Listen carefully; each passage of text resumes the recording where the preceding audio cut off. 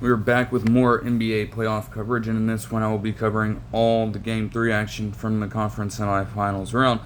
So to get things started with the Cavs and Pacers, they were certainly ecstatic to get Evan Mobley, Darius Garland, and DeAndre Hunter back because they would immediately go on an 11-0 run to open up the ball game.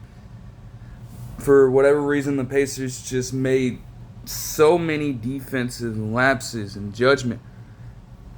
And all of a sudden, they just bounced out to that early lead.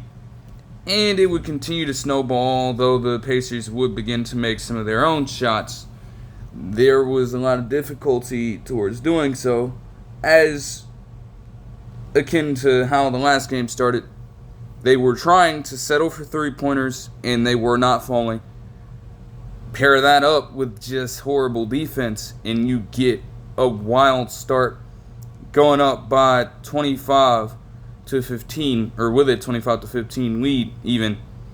And then, even with Halliburton being out of the game for the latter portion of this first quarter, the Pacers would make a full-blown comeback. It would go on an overall 30-19 run, allowing them to tie up the ball game at the end of the third quarter, as Ben Shepherd, of all people, would get the buzzer beater to tie it up. That was very interesting. And it all came down to ball movement. They made it too predictable earlier on for the Cavs to figure out what they were doing, but as soon as they were able to start swinging that ball around, now all of a sudden you're going to have to second guess yourselves. And they caught the Cavs out of position at multiple points. So the scoring came a lot easier for them, instead of just trying to play iso ball. But the Cavs just continued to knock on the door even when the Pacers thought they had a little bit of hope. Because not only was Darius Garland doing a good job while he was in, at least, of setting the tone, Donovan Mitchell was just an absolute freak of nature. In the first quarter alone, this man pulled off multiple improbable fucking layups. Like, Miles Turner and Halliburton were contesting this man, and he fucking double clutches into a beauty off the glass for a 2-point make. It was incredible to watch. And when you have Mitchell doing shit like that, along with him having the requisite help, because Mobley, immediately, his impact was felt when it came to clogging up the paint. They were torched for a playoff high in terms of points in the paint last game, and obviously Mobley wasn't there, but having those two big bodies down there now forces the Pacers to make errant decisions. I mean, Halliburton, when he was in, would try to drive there, but Mobley got the better of him on multiple occasions and just absolutely sent that shit to the bleachers. The Pacers would continue to go back and forth with them for just a little bit of time here, and then with a Max Strus make, they would ultimately allow the Cavs to just go off from there. Like, he literally is able to just, for whatever reason, dribble into his shot and then make it. Because the Pacers' defense was absolutely nowhere to be found on it. So that's a bit embarrassing. And it would just continue to get worse from there. Even after the timeout to try and stop the run, they only had a few responses. And then as Donovan Mitchell and Darius Garland, who wasn't even playing all that much because he would actually be in deep foul trouble early on, so he didn't even get the most playing time imaginable, and still the Cavs were able to go on what would be a 28-9 run as the Pacers continued to just make boneheaded decisions. And again, Donovan Mitchell just continued to do what he does best, while also having a much improved game from range. Because now with a little bit of that offensive pressure being taken off, he had more energy to at least work his way into making a few compared to how things were in the first two games. So that combination of just being able to get downhill with blistering speed and honestly get up at the rim with the sheer amount of power that he possesses for a 6'2 frame, and then also make them pay if they're going to leave you open as he was from three-point range. That's exactly what they would get. They more than paid for it, as they would end up being down by as much as 21 prior to the end of the first half, as the Cavs would have a 66-45 lead. This would continue in the third quarter. Like, Halliburton continued to get hounded. He wasn't taking up a lot of shots, and that's been the case for the first two games as well. He wasn't necessarily putting up a shit ton of shots, but boy, he was not efficient either. He wasn't able to facilitate the ball as much. He was not making any of the shots that he did attempt from the field. And they just continued to deny him the ball as best as they could. You got to credit them for that, because that would also just get the Pacers out of rhythm for a while. That's not to say that they didn't try to bounce back, but the Cavs were just continuing to keep their foot on the gas. After going up 88-65, the Pacers would try to turn things around with a burst of scoring, but still, even with getting the lead down just a little bit, they were still nearing around the 20 mark in terms of overall deficit. And though TJ McConnell was well during this time, would actually give them some life. They got as close as 11 with just him alone facilitating the offense. But that still didn't do wonders for them, because Donovan Mitchell, being in much better condition, given how everything had been shaping up, he was now more than ready to close the game out on his terms. And the Cavs would go on a 16-1 run at some point, while Donovan Mitchell would have 15 fourth quarter points, getting some signature shots of his, continuing those acrobatics, and also getting to the free throw line, slowing down the game, and just breaking the will of the Pacers. They were trying to keep their starters in despite all of this, but ultimately even they recognized that this game was probably going to be done. So they would decide to put in their bench unit and actually gave James Johnson and Tony Bradley playoff minutes in 2025. If those two had to come in, you certainly knew that it was going to be a wrap. And the Cavs would win this game 126-104. Just straight up consistency. Like, the Pacers were trying to make their way back, and they were able to successfully do so earlier on.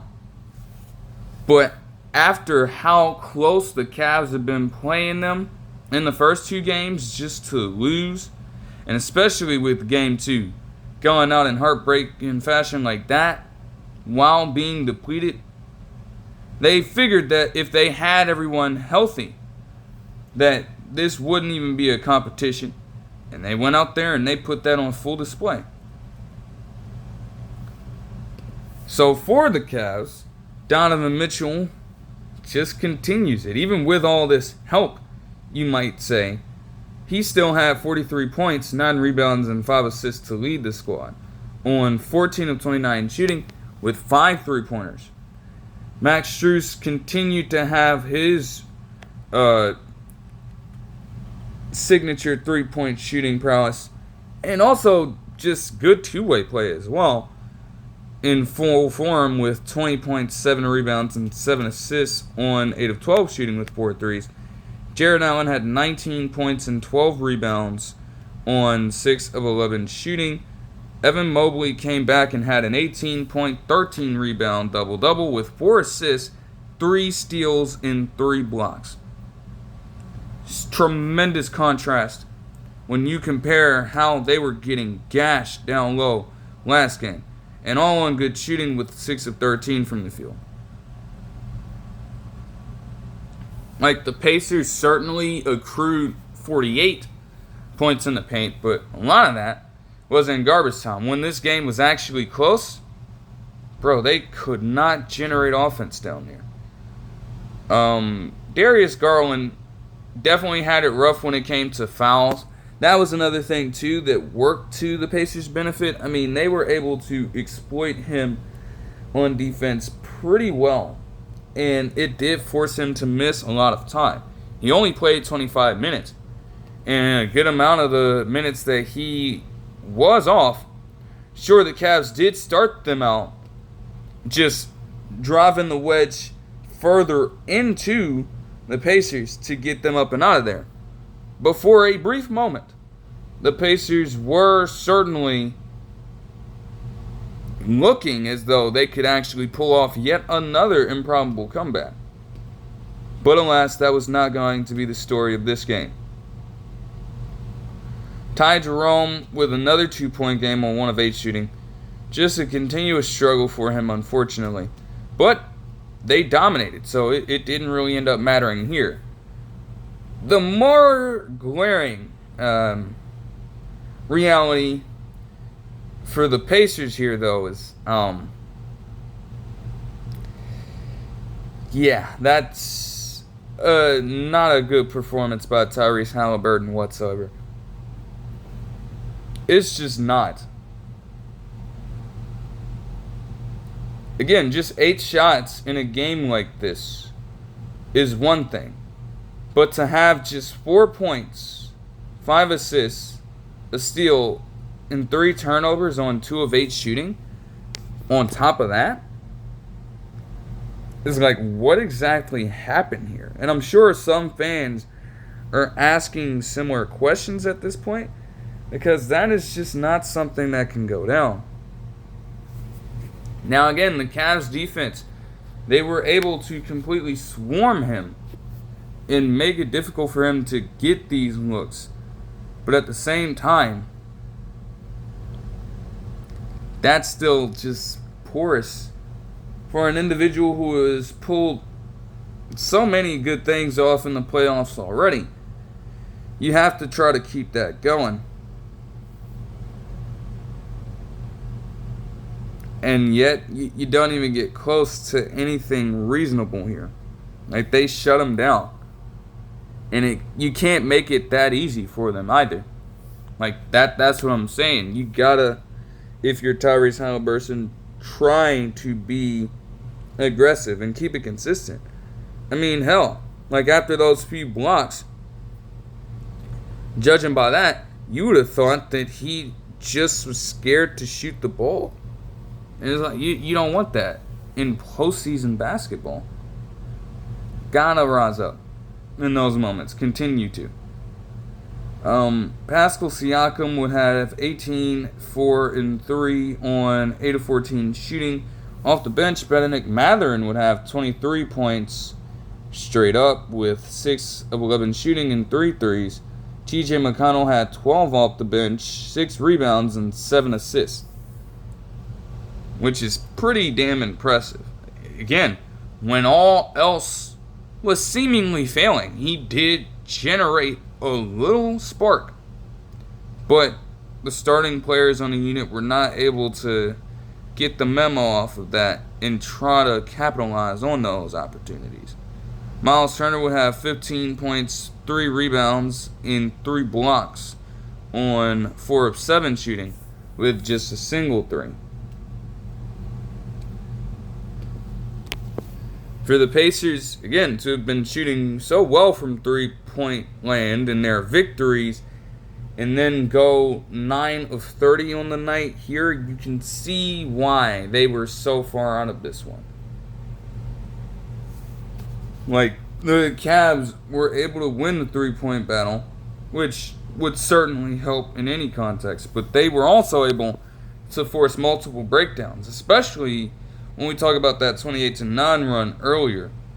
Like, it literally started with them getting an offensive rebound with Thomas Bryant in the area, kicking it back out to Max Strus for an open three-pointer that just demoralized them completely. And yeah, speaking of Thomas Bryant, man, he has been very underwhelming in this playoff series. I don't necessarily think you expect a lot from him, but I'm very sure that in these spot minutes he has been getting, your entire purpose for having him out there is to control the glass. And he did a poor job of that in this game. They ran circles around him. Through and through. And then he tried to contest a call or something that he thought was bad, but at the same time, it was just not a perfect game for him overall. Now, obviously, when it came to controlling the glass, anytime you have an 18-4 advantage in offensive rebounds, it's certainly not just on one player. The entire team did poorly in that regard, but it does start with Thomas Bryant and I guess Miles Turner to extent, if you're going to have those guys out there consistently. You'll want them to show a little more intensity when it comes to actually fighting for the basketball. Still, it's not the worst thing in the world to have dropped this game if you are Indiana. I mean, you've already stolen full home court advantage from the Cavs. And you've put yourself in a position where all you would really need is just to win a single game at home. Hopefully, Halliburton, mainly, because that's what it comes down to. You got to motivate yourself to step up much, much more in the next one. Because another 4.5 assist, 3 turnover, and 25% shooting outing would certainly not cut it. You just got to be truthful. Moving on to the Thunder and the Nuggets. Let's just say that everything that could have potentially gone wrong for Denver went wrong for Denver. I mean, to open up the ball game for a stretch of time, they just allowed so many open shots to go in for Oklahoma City without any sort of resistance whatsoever. And naturally, the Thunder were able to continue to exploit that. Now, the Nuggets would continue to chip back, but those little spurts of just bad defense did draw this thing out much longer than they might have really wanted to confront that issue. Another thing came down to the struggles with Nikola Jokic, because they persisted throughout the entire game. It never truly felt like he was able to find his rhythm out there. And we're talking about a player who is usually one of the most sound offensive minds out there. A player who can make defenses bend to his will while also being hyper efficient and getting other people involved. It was a struggle for him all game long. All game. They were hounding him, even routine shots at that point, with the kind of defense that they were playing on him when he was getting in the paint. Even shots on the perimeter were just not falling. And the turnovers were just piling up. Now, this would just be the latest, instance over this entire stretch of just terrible efficiency when it came to turnovers for Nikola Jokic. And you can see exactly why it's happening. They're just ready for it. Again, while that kind of back to the basket offense could be could be the Nuggets' bread and butter, the Thunder have just continued to counter it every time. They know it's coming, to where they're so accustomed to it and just see it before it develops. So they're getting easy steals before he even gets the ball.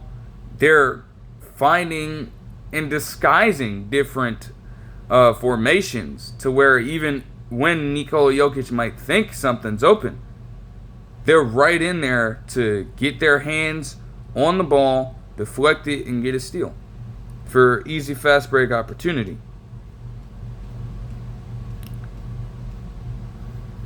As for the Thunder, to their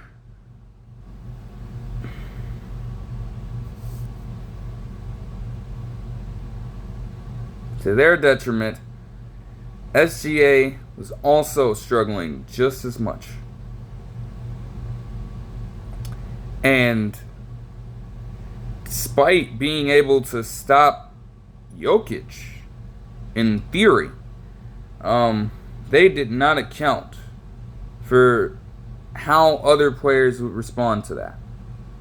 You were so hell-bent on guarding Nikola Jokic that you gave up a few open looks to Hayden Watson. You allow Christian Braun to continue to get in there and give you problems when it came to rebounding. You allowed Aaron Gordon to remain a threat, and largely to the Nuggets' benefit. For a player that had been struggling all series long, they finally got a Michael Porter Jr. game. And this was the key. This is exactly what they needed. For guys like Jamal Murray, who had been relatively consistent throughout the series, and then Michael Porter Jr. as well, to kind of take the mantle by committee and aid the Nuggets into potentially coming back. Now, it wouldn't be made easy, because Santa Clara Jalen Williams would step up just as greatly for OKC. I mean, there were multiple sequences in the game where you have Michael Porter Jr. and Jalen Williams just going shot for shot on each other, getting some of the toughest buckets you can even imagine on each other for the entire time. And that's how most of this game went. Like, even if there were a few runs here, bro, none of them lasted long. Despite the Thunder winning the battle, the war was just a very ugly one. Back and forth all around. No one got any breathing room whatsoever. I mean, quite literally. Even when the Thunder would string together a few points, the Nuggets had the response and vice versa. Nikola Jokic, again, still to this point in the second quarter, he's getting only a few shots. He's not even efficient from the field whatsoever.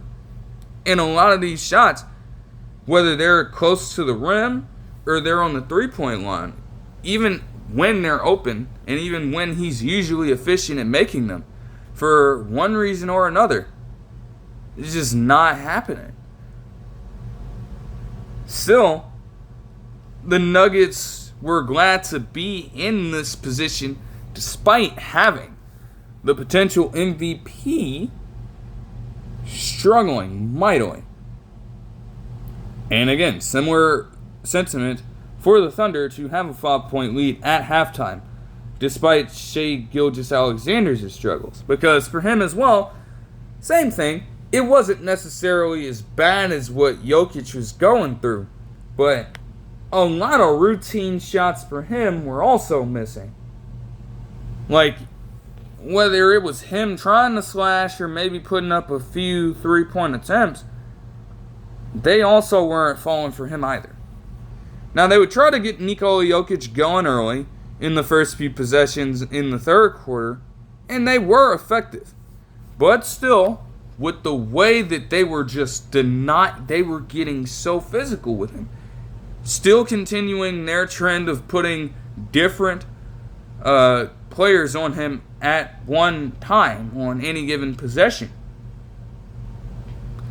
They were just pushing him out of the way, trying to do every single thing they could that was legal to deny him the basketball. And he was also in foul trouble too at this time. But again, guys like Braun and Murray and Porter Jr. were able to keep the Nuggets afloat here. And Aaron Gordon, for whatever reason, despite him doing what he's been doing this entire postseason, they just seem to forget that he's out there. With the help of Nikola Jokic still actually making one of the few shots he did, they would take a temporary lead. And from there, once more, even with Alex Caruso hitting a three-point shot to bring it back up to 3, Jamal Murray as well started to get into his bag. Like at the end of this third quarter and throughout the course of the fourth quarter, he made some improbable shots.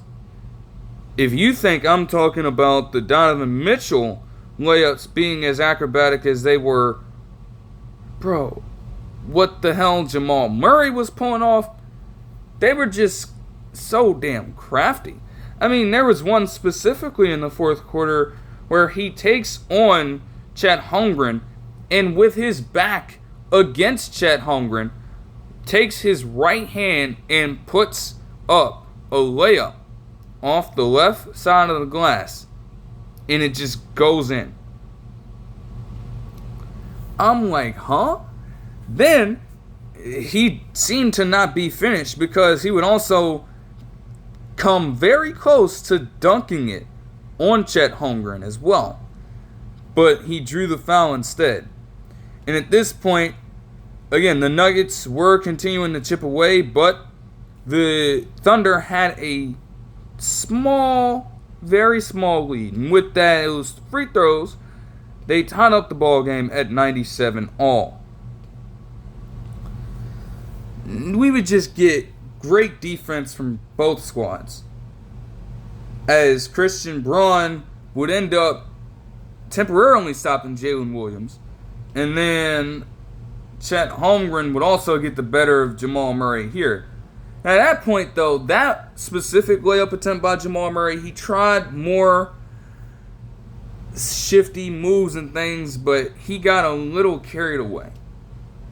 They would also give Nikola Jokic another look after this rebound from 3, and he missed again. Keep in mind, he hadn't made a single three-pointer all game long, and he would not when it was all said and done. This was a struggle again for both offenses at this time, because Shai Gilgeous-Alexander would not be able to get his shot to fall, and then Jamal Murray would get blocked once again. But Jamal Murray and then Jalen Williams with a three-pointer with 1 minute and 50 seconds left to go would wake up both teams. Now it was crunch time for real. And recognizing this, Jalen Williams would again continue to try and put the game away with a pair of free throws himself. But not to be outdone. Despite Nikola Jokic getting the ball again and missing with 54 seconds left, the Nuggets were able to buy themselves some time with another stop. And as they're running out loose with Jamal Murray handling the ball, eventually it finds Aaron Gordon in a similar spot to where he would get the game winner in game 1. Very similar spot.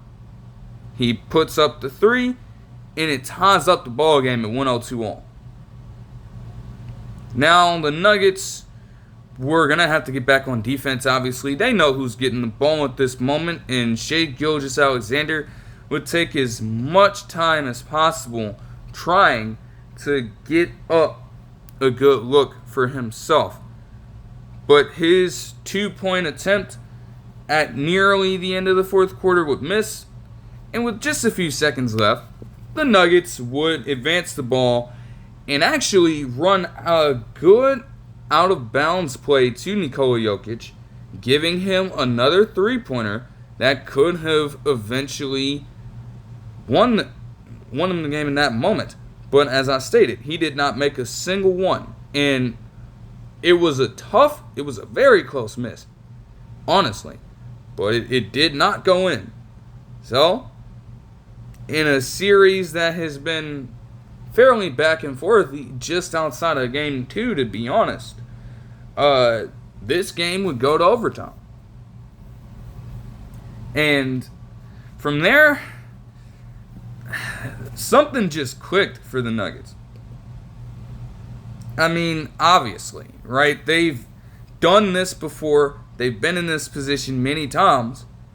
And they just have an idea of what to do. I mean, Nikola Jokic off the rip got his instantly. And then Michael Porter Jr. would get into making his own shot. Then Jamal Murray, after getting a damn good steal on Jalen Williams, managed to get out and run for a layup. All of a sudden, now they had a 7-point lead, and it forced the Thunder to have to recalibrate and recenter themselves in the moment. Now, Chet Holmgren would get a dunk, but it's safe to say that would be their final score of the game, as Nikola Jokic and Aaron Gordon, with back-to-back jumpers, would put the game away.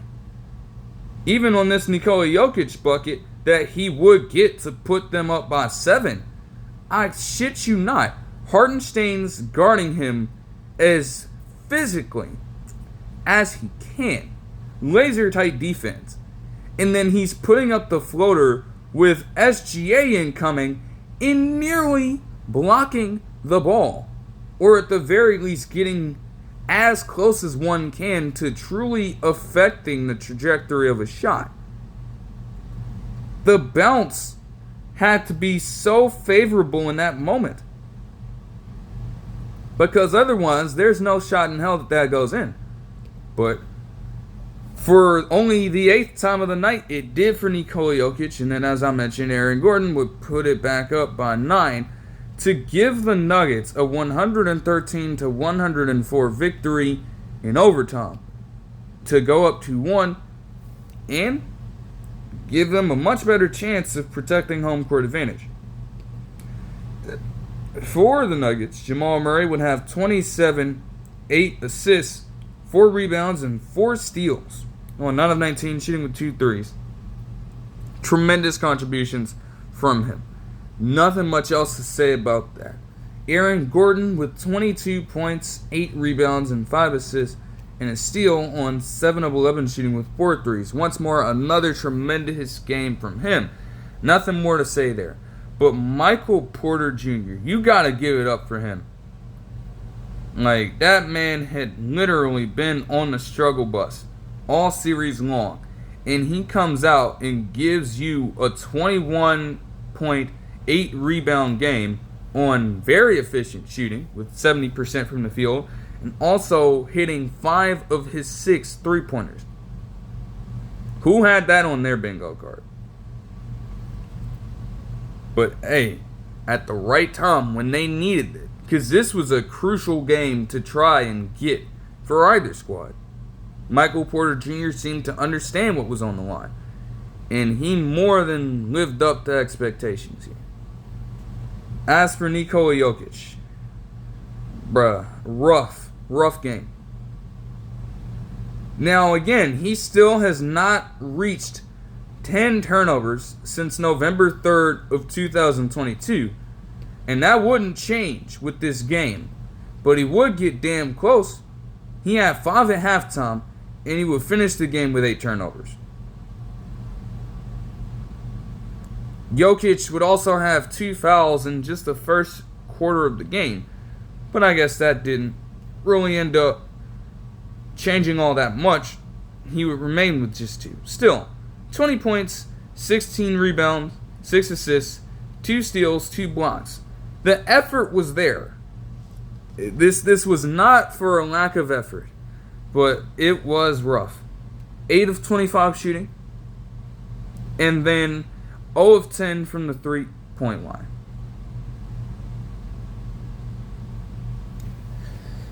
That's how playoff basketball has to be sometimes. You've got to be willing to just grind it out.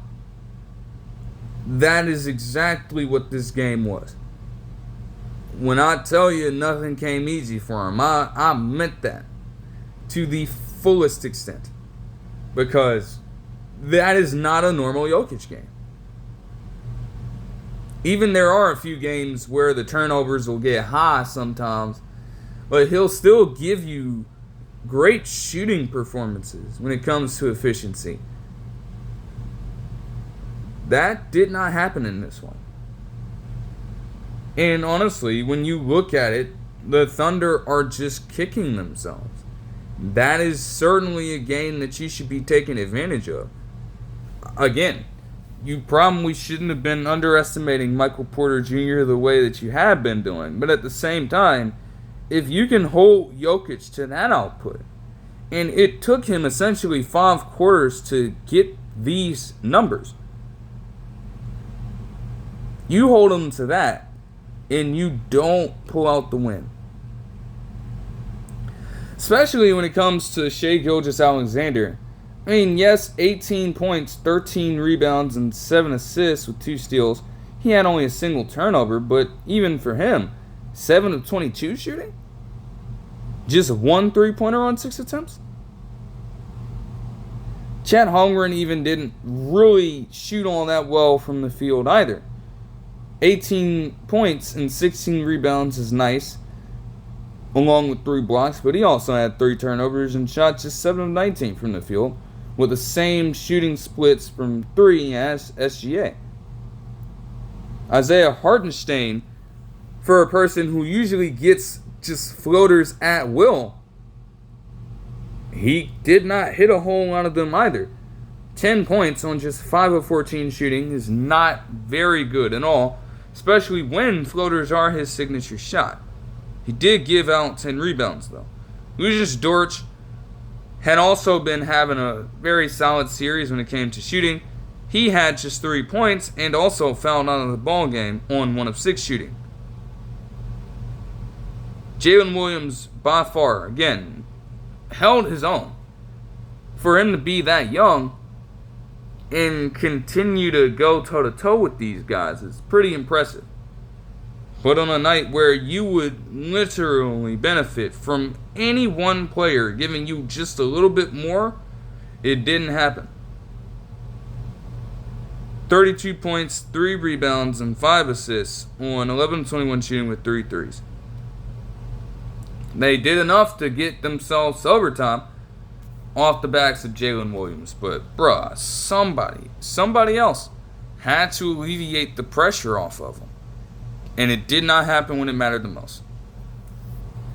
Thunder shot just 38.5% from the field and 25.7% from deep. But again, the sheer amount of turnovers that they were able to force early on and the easy points that they were able to get as a result ultimately allowed them to keep themselves in it despite that stretch. They also just dominated the paint completely. But again, to lose that badly in the 3-point battle and then to just crumble in overtime like that as well, that's not a good pairing, to be honest. Moving on to the Celtics and Knicks, and in all honesty,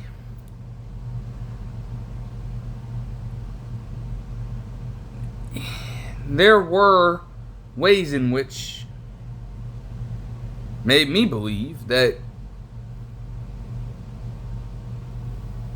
the game was going to go about just the same way as the previous two had gone. I mean, the Knicks were down big again early on, struggling to score in their own capacity, while the Celtics did have pockets of time at least where they started to get a little sloppy.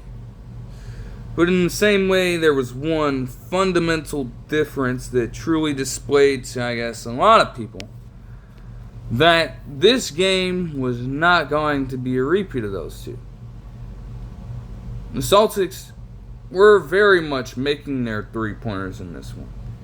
And not even just making them efficiently, but also doing so while seeking an incredibly massive volume of three-pointers at one time.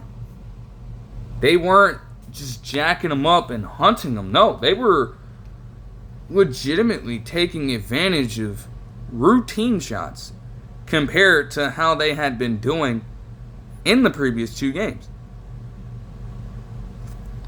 And that alone allowed them to belt out to a 16-point lead at the end of the first quarter. This shooting would continue for them into the second quarter, as although the Knicks had few responses because Jalen Brunson was still struggling to this point, and Karl-Anthony Towns also, I'm not too sure what was going on with him in this game. Like, just a lot of questionable stuff. Whether it came to just shot selection or just poor defensive play. A combination of stuff that you would want to see him clean up. But even by the time that happened, that was too little too late. Now you look and you see that the Celtics are up by 25 to close out the second quarter. But the third quarter was going to be where it was at. Like, naturally, you're thinking about the Knicks being at Madison Square Garden for this game and thinking there's no way that they're going to go out like this. They're going to try to make a pushback. And, I mean, you wouldn't necessarily be delusional for thinking that, because in the past two games, they literally opened up the series by doing exactly that. It wasn't too far out of the realm of possibility to believe that something like this could happen again. And the Celtics, if they wanted to prove their worth and take full advantage of their chance to win this ball game, it was going to be about controlling the third quarter. Literally, what I would consider at that point to be the most important third quarter of their season. Because if they crumbled even slightly again, they would be in far greater trouble than they imagined. Because it wouldn't be too difficult for them to make a run at home in front of their fan base. You can't give them a chance to do this. And, again, the Knicks did try. Jalen Brunson and Mikal Bridges would heat things up just a little bit, but smartly enough, before they were truly able to bleed into this, Missoula would actually call a very smart timeout to prevent them from getting the momentum they wanted in this one. Like, they still held a 26-point lead at the end of the third quarter, winning it by just one. Sure, as a team, they could perform better, but all they had to do was just continue to hold it down. That's all you could ask for at that point. Fourth quarter would see more of the same. Even with the Knicks putting up more points at this point, by that point, it was a struggle to even get strings of possessions together into a bundle of points that could allow them to go on any sort of run. You gotta have a lot of respect for what the Celtics were able to do defensively.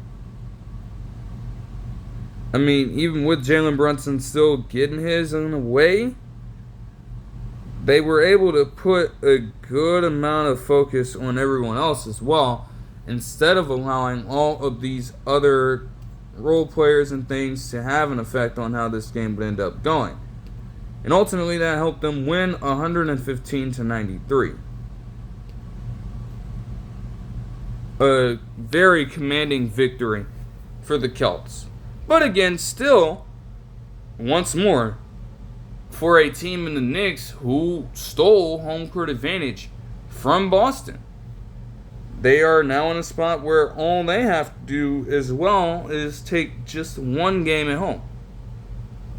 They're still in the driver's seat, but this should pose cause for concern. I mean, especially when you think about how the first half ended. Like, the Celtics at that point were 12 of 19 from three-point land. But most shockingly, they were 7 of 9 on open three-pointers. Like, what happened in between Game 2 and Game 3 when it came to focusing your attention on guarding the perimeter effectively?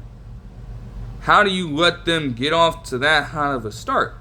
Because as I've stated all the time, if you're going to give them open looks, they're going to get into a groove, and then they're going to bury teams into the ground at that point. And that's exactly what happened here. Like, of course they're going to be able to drain them more effectively when they don't have to consistently be pressured into forcing up something less efficient or probable. Like, come on. So that was just a sloppy trend for the Knicks here, as they would finish shooting 50% from deep, the Celtics, on 40 attempts. Jason Tatum would have 22, 9, and 7 with 2 steals. He still struggled, by the way. 8 of 20 shooting is okay. But I mean, bro, 3 of 11 on the inside. And again, these were not just, like, I just have to provide context. 3 of 11, we're talking about multiple mid-range shots that he put up. We're talking about misses on layup attempts. Like, there was one glaring one. He had Jalen Brunson guarding him, and he just smokes the layup. How do you smoke a layup with defense from a person who literally is 7 inches shorter than you? That's just not a good sign. He would have 5 of 9 shooting from 3, and for a while, all 12 of his points at some point were on just perfect field goal shooting from deep. Like, obviously, this wasn't necessarily played this way, but that man literally turned himself into light Steph Curry at that point. And even still, if Curry were to have perfect shooting from deep, I mean, he would at least get something in the paint. And he's fucking 6'3". You stand at 6'9", 6'10", with the ability to use your size and drive in the paint, and you're telling me that you have just a 27% rate inside? That's a problem.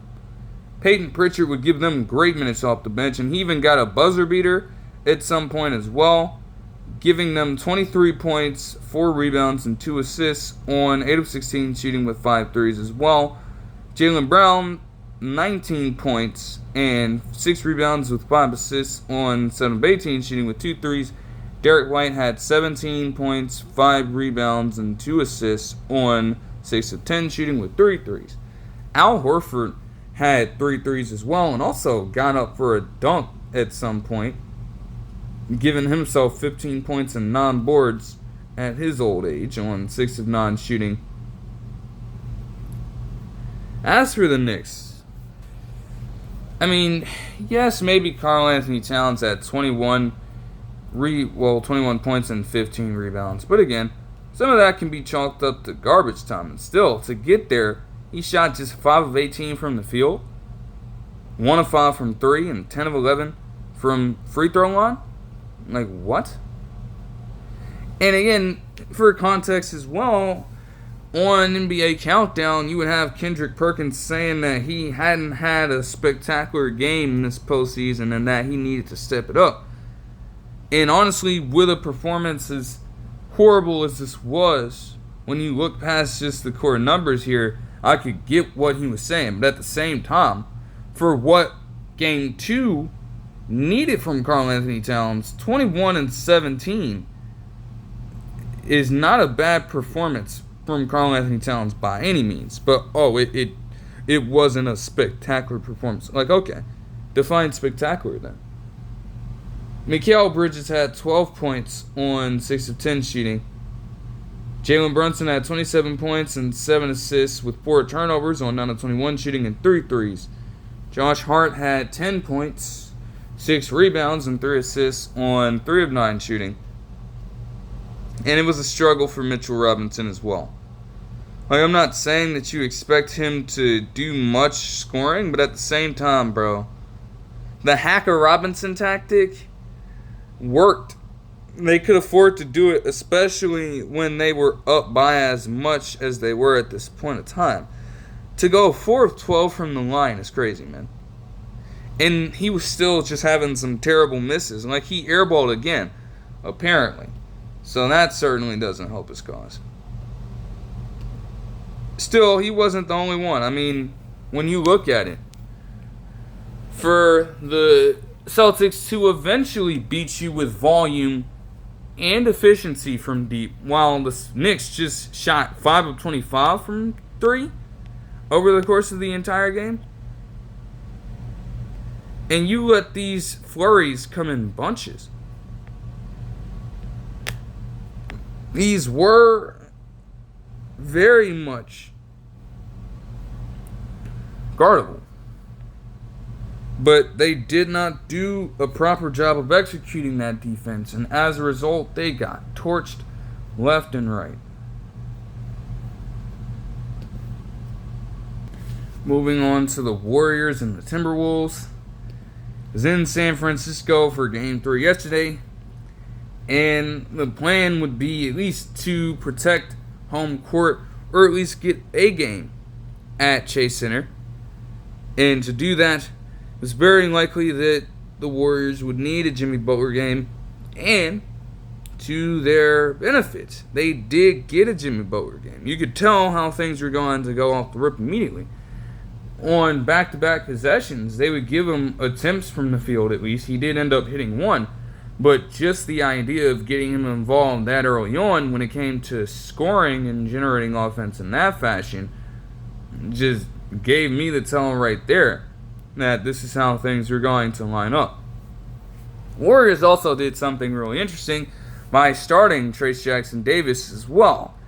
And it was going pretty smoothly earlier on, at least from what I saw. As they took him out, though, Rudy Gobert would start to make his rounds and just get out on the perimeter as well, just being a general force, honestly, especially on the defensive end, of course, and also on the glass, being able to push it back out there in the first place and just getting the defense to break down, collapse, and then buy enough time for one of their shooters to get open shots and make easy looks. Similar thing for Julius Randle as well, although Anthony Edwards would start this game hot. Later on in the first quarter, and especially during the second quarter, he took over. He continued to play a little bit of bully ball, and in doing that, it worked for him. He continued to draw fouls and get points that way, but was also able to be a monster on the glass and do a similar thing to Rudy Gobert, get people extra looks on extra possessions. And it turned into just a good conversion opportunity at multiple points for Minnesota players during this one.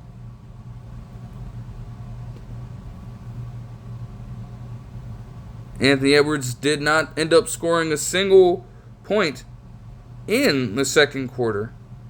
And yet still, that just goes to show how great of a defensive display this was between both teams.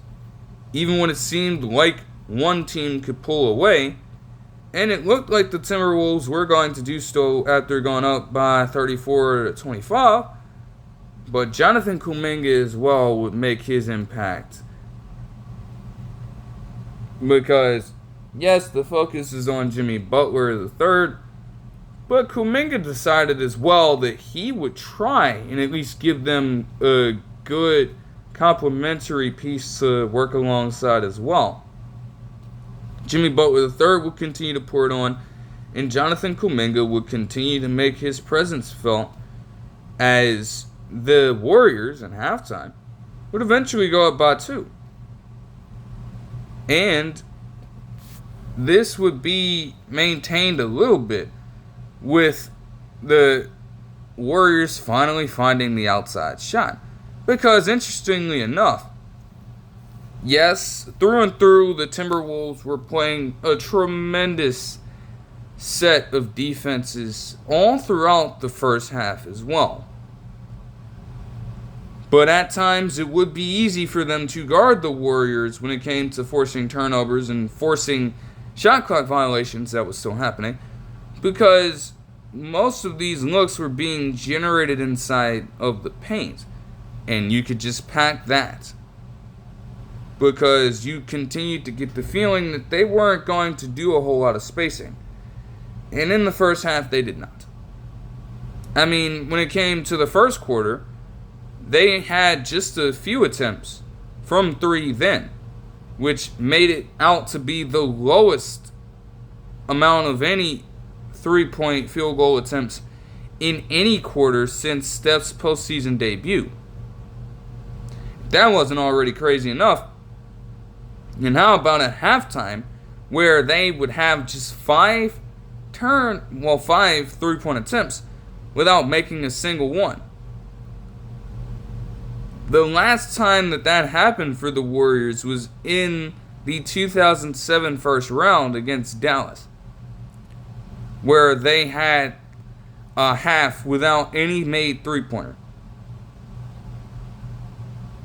Pretty surprising stuff, and yet they had a slight advantage that only seemed as though it could increase if they were able to continue to generate offense. And Jimmy Butler III at this point continued to turn up the tempo. I mean, he was just getting in his bag. Not only was he drawing fouls, he was pulling off post-spin moves just to force down there, having patience and just shaking people off with ease to get to the rim. Jonathan Kuminga would also just have a pretty good all-around game at this point as well. And although Julius Randle and Anthony Edwards, who would have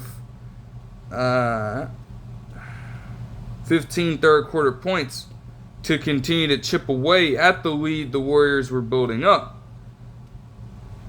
with their 3-point shooting turning up in this way, the Warriors did still have a slight advantage over them. But it was all going to come down to the fourth quarter. And a lot of craziness happened here.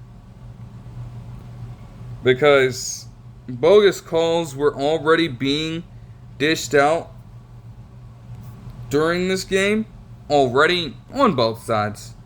At least for the Warriors, like there was a specific play as well where Draymond Green was literally called for a blocking foul that honestly I thought was a bad call, but they let that stand. Yet a play before that saw what would have been a successful challenge for the Warriors be denied because it was late. Stuff like that. And it would really come to hurt in the fourth quarter because they had to sit out Draymond Green with him being in foul trouble at this time for a good portion of time. They would continue to have a temporary lead, but that made it all the more easier for the Timberwolves to just continue to storm back. And Anthony Edwards, with back-to-back shots, would allow them to do just that. But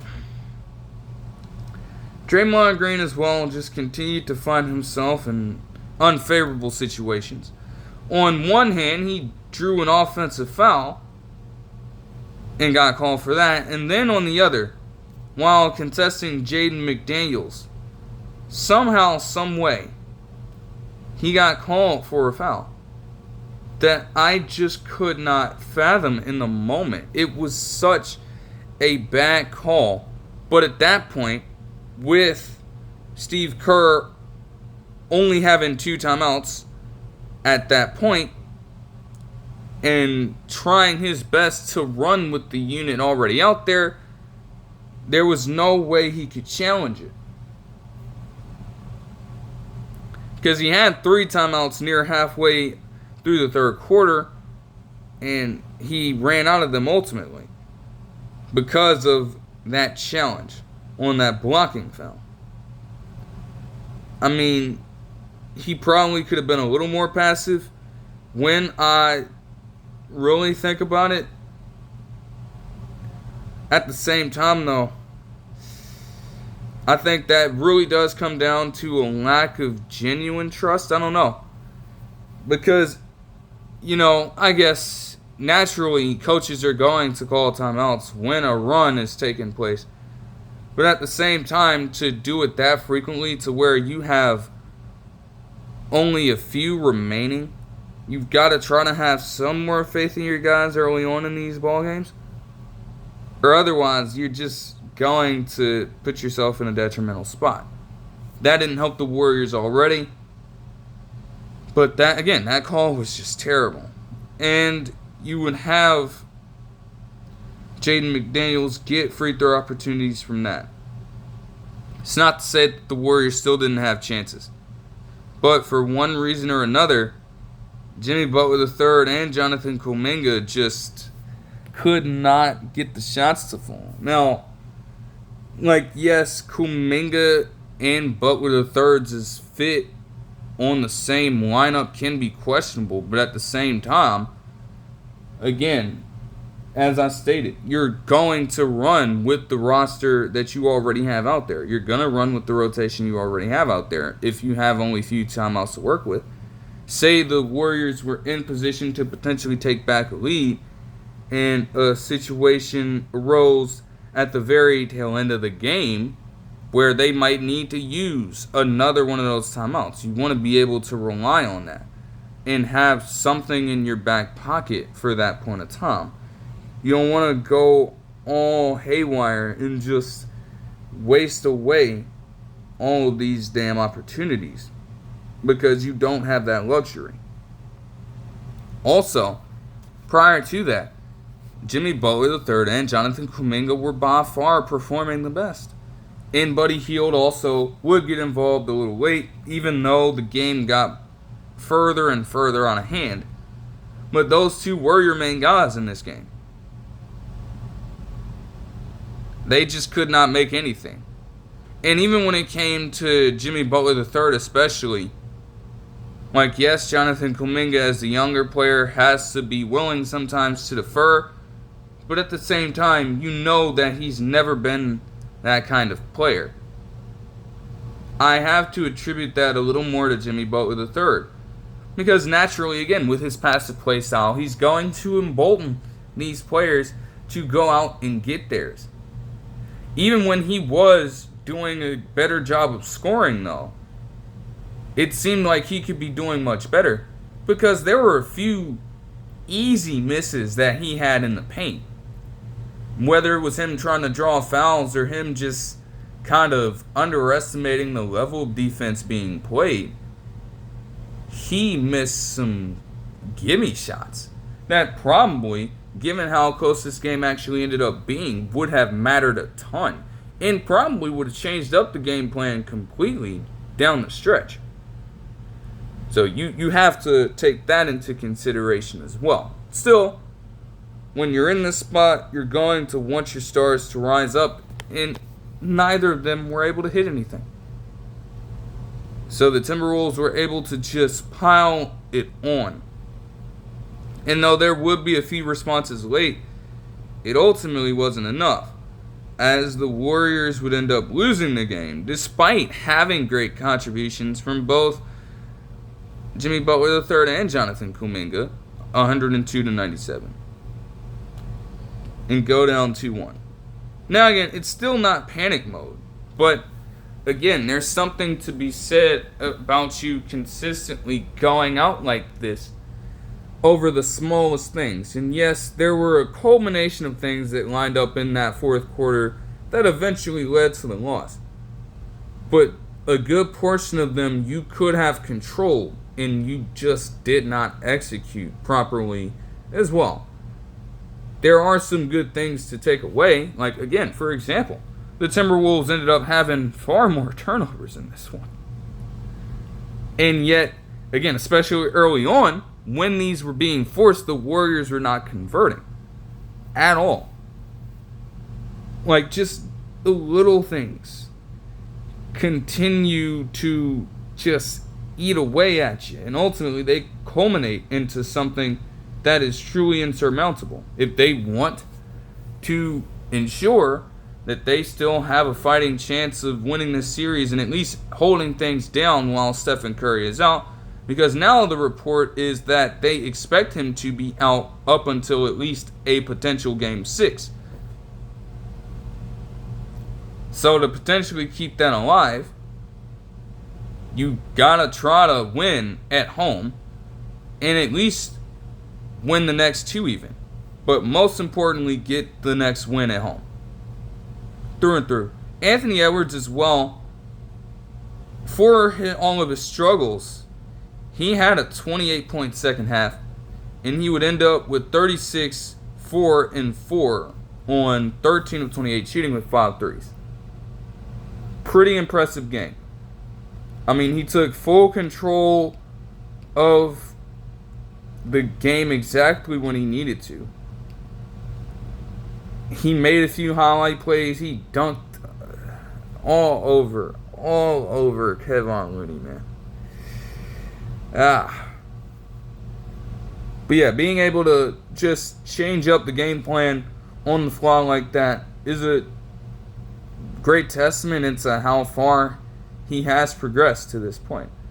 Julius Randle, of all people, had a 24-point, 10 rebound, and 12 assist triple-double on 10 of 23 shooting.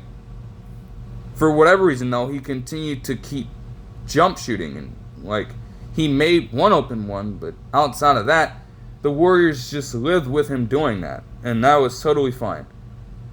But you still want to just make sure that you can test that. 15 points, 6 rebounds, and an assist for Jaden McDaniels on 4 of 7 shooting. Just much better play all around for the Wolves.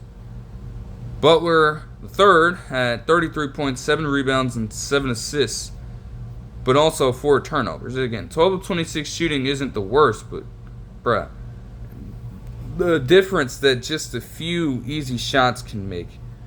And yet, they were still in it. So you have to do a better job of closing out the game at that point. Kuminga had 30 off the bench with 6 rebounds, 3 assists, and 2 blocks on 11 of 18 shooting. Buddy Hield had 14 points, 5 assists, and 4 rebounds with 2 blocks as well on 5 of 11 shooting with 4 threes. And Trace Jackson-Davis, in the minutes that he did play, was solid, but I just don't necessarily understand why he only played 11 minutes. I would question that.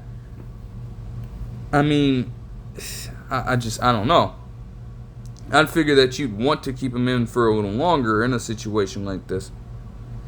It was the very first time they had run this unit all season long. It doesn't hurt to try new things, but it's like, damn, even with trying that out, you don't even really see the process through. So again, just a lot of different things that could be taken away is good, but others that need to be fixed before this next game. Because for what the Warriors are expecting in their timeline, this couldn't be any more pressing. Like, you have to be able to account for that properly. Because if you try to treat this next game the same way, chances are that you might suffer what would be 3 straight losses. You don't want to go out like that in any sort of postseason series.